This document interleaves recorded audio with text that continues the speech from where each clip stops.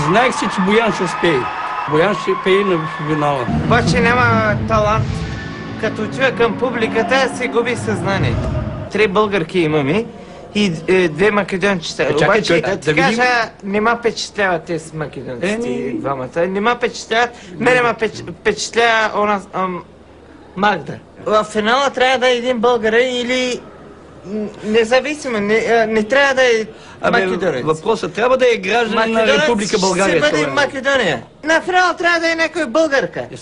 Или българин, българка, или циганен, турчен, няма значение това нещо, но финала трябва да е в България някой да е нали точно и аз това ти казваме, граждани на Република България. Нека да напуснете и нас, за да разберете, че македонеца ще падне завинаги.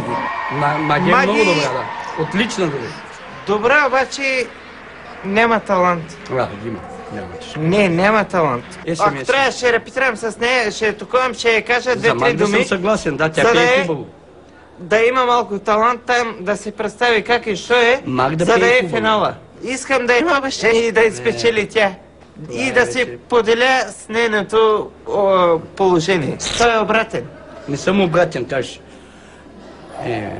Как може така да пред камера да ме коментираш, че съм обратен? Аз не съм обратен. Ти мили си ма, за да съм аз обратен. Кажи ми сега, да направо носа ще ти счупя. Не дай ми вика, защото ще обърна. Ама аз ще ти счупя носа. Ще обърна.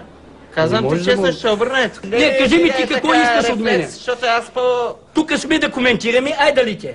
А не да се разправя. Ако искаш да се разправяш с мен, излез навън от сградата. Излез навън. Ела тук, ела. Не тук, не тук. Господин Маймун, ела там, че ще ти разкажа играта. Ще ти разкажа играта. Дай ръка. Ръка не подавам. Що? Не съм петдев. Не си петдев. Аз знам, че не си петдев. Защо искаш ръка? Дай ръка. Така може. Така не. Аз се уважавам. Значи аз мисля за представа не се справи добре.